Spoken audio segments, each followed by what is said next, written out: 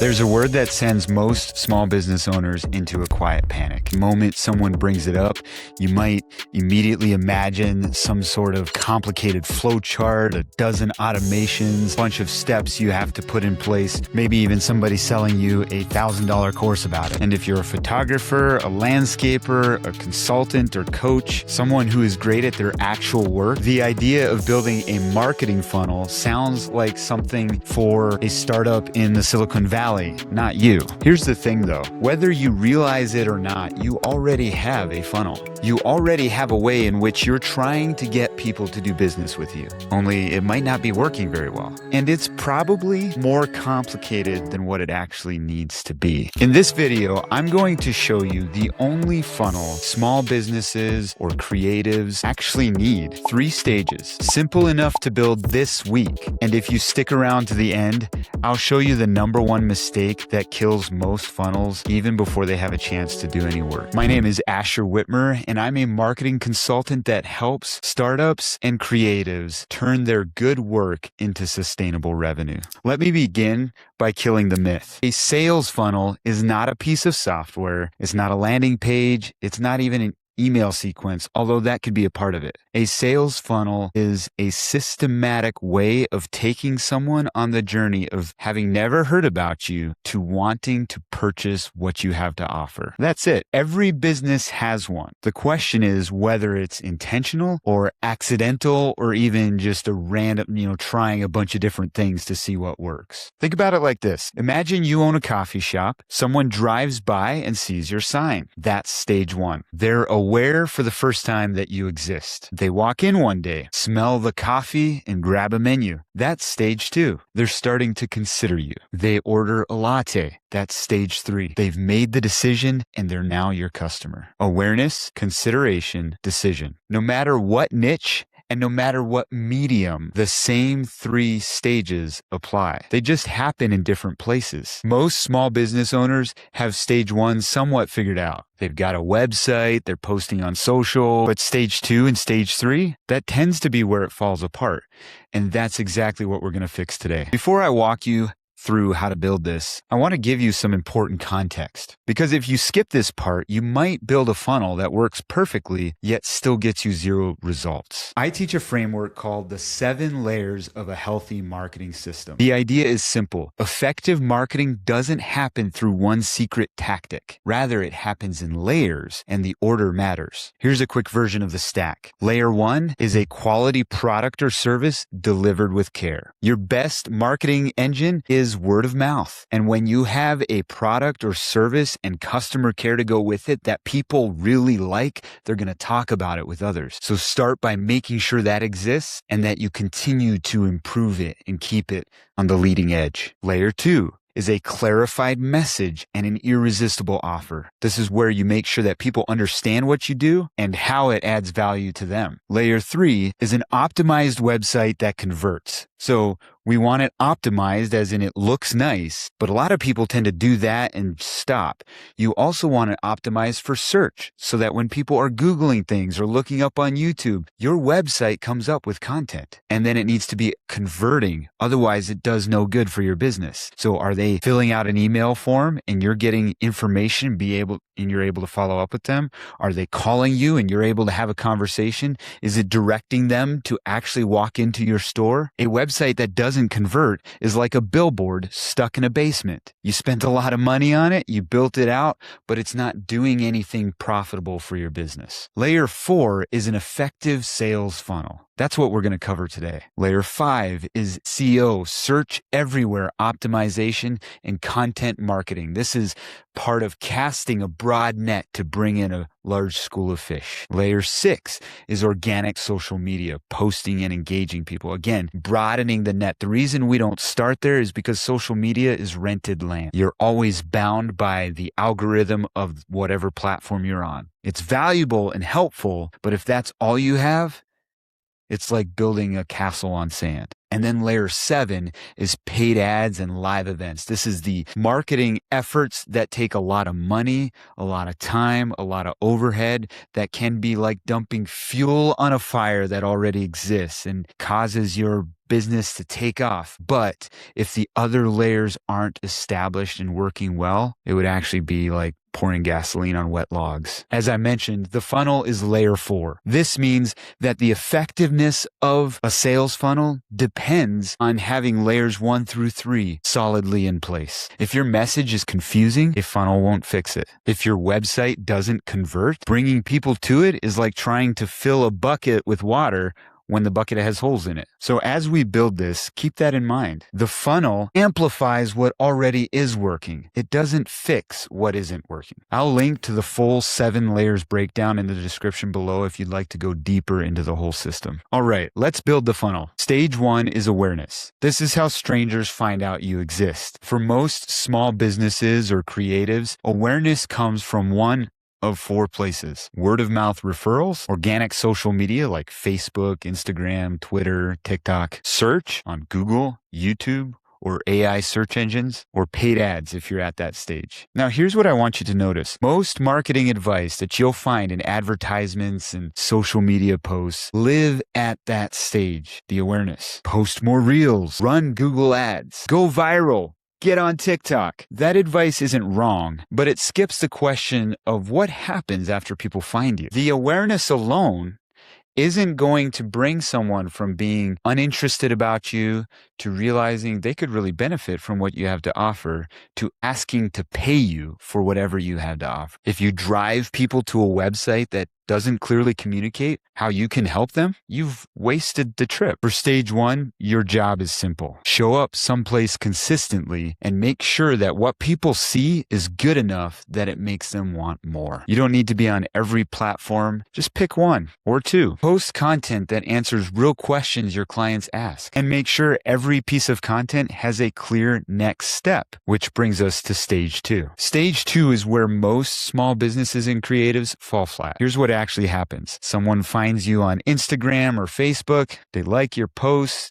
tap over to your profile, maybe even click on your website, and then nothing. Maybe they look around for 30 seconds, but then leave. You never hear from them again. Why? Because you never gave them a reason to stay. No next step. No way to follow up with them. And this is a key piece. Some people hire a marketing agency and will get a lot of traffic to their website, and the marketing agency can show that data. Hey, we've got this engagement on our ads or on our posts, and we're getting so much traffic to your website through Google and so forth. But the bounce rate is high, the total session time is low, and you're just not getting leads. Because quite frankly, most marketing agencies don't train you in how to get people to consider you for real. This is the problem that a lead magnet solves. A lead magnet is a way that you can help someone for free. In exchange, they'll give you contact information.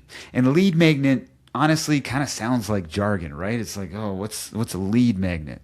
Or a lead generator. But it's just a simple way of saying this solves a problem. It's a way to help you. The only requirement is that you give your email address or phone number or both. That allows us to follow up with you. But we're not just giving them some random thing. It's something that genuinely helps them. Think about it from the customer side. They found you. They're curious, but they're not ready to buy yet. They're researching. They're trying to see if they can trust you before they hand over money. A lead magnet lets them take one small step where they discover your competency, where they can begin to experience what it's like to work with you, and where they can see how you have real value to give them and that you can actually help them with the problem that they have. A lead magnet says, hey, here's something that helps you. On me. No pressure. No commitment required. So what does a good lead magnet look like for a service-based business? Here's a few that I quickly thought of in preparation for this video. A landscaper may have a lead magnet, the 5 signs your lawn has a drainage problem and what to do about it. That immediately speaks value to a homeowner. It solves a problem many homeowners tend to have. A photographer might have a lead magnet, how to prepare for your family session, a simple guide. A business coach, the 3-question audit that tells you exactly why your revenue has plateaued. Or a home remodeler, what to ask every contractor before you sign anything. Or a realtor, 7 ways to hurricane-proof your home. Now, all of these could be done. They could be PDF downloads. They could be short videos that you explain things. It could be a checklist. It could be an email series. You could do it. You could deliver it in a variety of ways. And you might be thinking like, wait, some of those sound more promising, like hurricane-proof your home. But what you're getting at is you're tapping into a fear or a problem that a potential customer is dealing with, and then this is how you can help alleviate the pain. All business is either alleviating pain or providing pleasure. And so there may be a lot of nuance that you need to talk through, and you can do that in your deliverable, the lead magnet. But you want your title to speak directly to the thing that they're wrestling with the most. So a good lead magnet is going to have several things in common. It's going to be specific, immediately useful, and they naturally demonstrate your competency. Or to use the language of Donald Miller's story brand framework, it sets you up as the guide, a trustworthy guide that can help them overcome the problem they're facing. When someone downloads the lead magnet, there's 2 things that happen. First of all, you get their contact information. Most times this is an email address. Sometimes it can be a phone number, or it may even happen on Facebook through Facebook Messenger. But that gives you a way to follow up with them. Secondly, they've taken a step toward trusting you, which means they're warming up. It's a lot easier to sell to someone who's warm and familiar with you than to someone who's cold and doesn't know anything about you. Now, getting their email or contact information is only half the job. The other half is what you do with it. And I've noticed that I can guide businesses in setting up a lead magnet, but then they tend to fail to follow through with it. And there's a lot of legitimate reasons for that. First of all, it takes time to follow up with people. But there are a lot of valuable tools out there that can help you do this in an automated fashion. So this is where a nurture sequence comes in. A nurture sequence is simply a pre-written series of emails that go out automatically every so often. You can set the time of the day, how quickly they go out. And it just continues to nurture someone along in the journey from, again, having never heard about you to hearing about you, to being interested, downloading your lead magnet. Now all of a sudden they've been helped. They're starting to trust you. And the nurture sequence continues that process. But don't make the mistake of creating a nurture sequence, quote unquote nurture sequence, that is really just a bunch of little sales emails telling you about the stuff they could buy. That doesn't move someone from being cold to warm. If someone is already warm and already really needs what you have to offer, then they'll engage those emails. But you're trying to take someone who's not warm and warm them up. You're trying to expand your revenue and your sales, which means you have to be able to tap into and nurture cold leads as well. So here's what a good nurture sequence does. First of all, it delivers what you said you'd deliver. So if it's a downloadable guide on questions to ask every contractor, deliver that guide. If it's a series of emails of how to prepare for a family session or a short video, maybe going over how to prepare for a family session, deliver that series or deliver the video. In that first email, be sure to include empathy, that you understand the frustration, the pain that your potential client is feeling. That resonates with someone. It makes you human to them. And then in the second email, you can share some of your story. Maybe you're demonstrating the journey you took in solving the issue that you're about to help them solve. Maybe you're walking through the thing that you kept bumping into that led you to get training. But the purpose of it is to show how you have the competency to be the guide. Again, it's not about you. You don't have to tell your whole life story. It's about your customer and the problem they're facing. And you're simply wanting to demonstrate that, hey, I know what it feels like. I know why you have the fears you do, why you have the aspiration you do. And here's how I experienced it in my own life and what the transformation I went through. You're just telling them about it. Again, you're not asking them for business, you're nurturing them. The third email presents the plan. Okay, here's the problem you're facing, and here's how I can help you overcome that problem. And ideally, it's 3 simple steps. If you get more than 4 I think even more than 3, but science shows that more than 4 steps, people's brains get foggy and they forget the steps 5, 6, and 7. I like to keep it into 3 simple steps. You could do 4 steps, but it's a simple plan that someone can follow. Oh, and they can see, if I do this, then that would help me overcome the problem I'm facing. It creates clarity. Clarity alone is half the problem, right? A lot of people just don't know what to do, and this helps them know what to do. But then, as a part of the plan,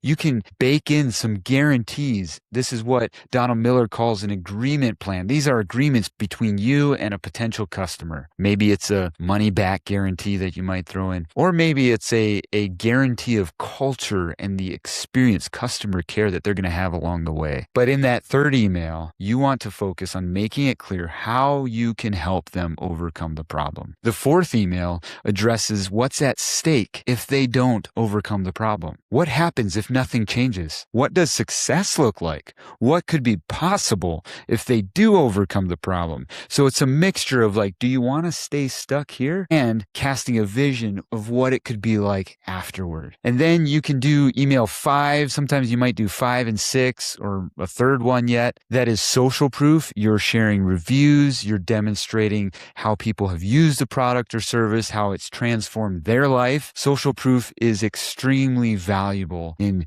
being a part of the final decision-making process for someone. And then the final email, whether that's email 6, 7, or 8, is the direct call to answer where you invite them to actually do business with you. I don't want to commercialize personal relationships, but it is kind of helpful to think about it as you might a dating relationship. You're never going to ask somebody to marry you on the first date, right? Rather, you ask for an initial date. You see how that goes. You get to know each other.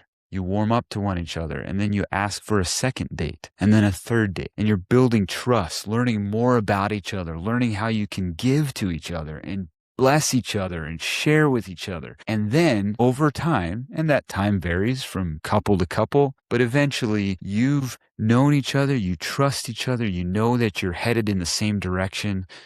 Then you ask, hey, will you marry me? What's really beautiful about an email sequence is you only have to build it once, and then you can automate it. And then you can observe what happens and get data from it, and you can begin to tweak things. But it's not like you have to write new emails every single time for every single lead. Stage 3 then is decision. This is where someone goes from I'm interested to I'm in. For most small businesses and creatives, especially if you're offering a service, the decision-making process looks something like this. Inviting them to book a discovery call or consultation, requesting a quote, signing up directly for a program or service that you have to offer. Here's what a lot of people get wrong at this stage. They assume the email sequence does all the heavy lifting, and then they just drop a checkout link at the end of it. For lower priced offers in e-commerce, that can work. If you're selling a $47 template or a $97 online course, a well-written email with a link might be enough. But if you're selling a $1,500 landscaping project or a $3,000 branding package or a $500 a month coaching program, that requires a conversation. People don't click buy on a high-ticket item. They talk to someone first. So your stage 3 call to action should match the size of the commitment you're asking people to make. Low price,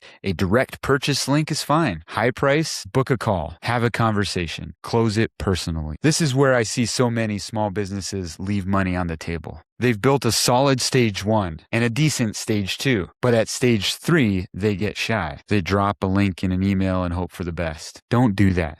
Make it easy to take the next step and make the next step a conversation. So I promised to tell you about the one mistake that kills most funnels before they ever have a chance to work. Here it is. Building the funnel before the foundation is solid. I see this all the time. A business owner or a creative spends 3 weeks building out a funnel with a lead magnet and a landing page and all the works. They publish it and then crickets. They assume the funnel is broken, but honestly, the majority of the time, the funnel isn't the biggest problem. The message is, or the website, or the offer itself. Remember the gasoline analogy? Ads are gasoline, but funnels can be too. If you've built a funnel on a confusing message, the lead magnet doesn't actually speak to the main problem or issue your potential customer is facing. And if your emails sound like a robot wrote them, then the funnel doesn't matter. It's gasoline on wet logs. But when your message is clear, the offer dialed in, and your website already converts a good percentage of people who visit, now you build the funnel. Now it has fuel to burn. So before you build this, run a quick check on layers 1 through 3. People understand what you do and how you help them within 7 seconds of landing on your website.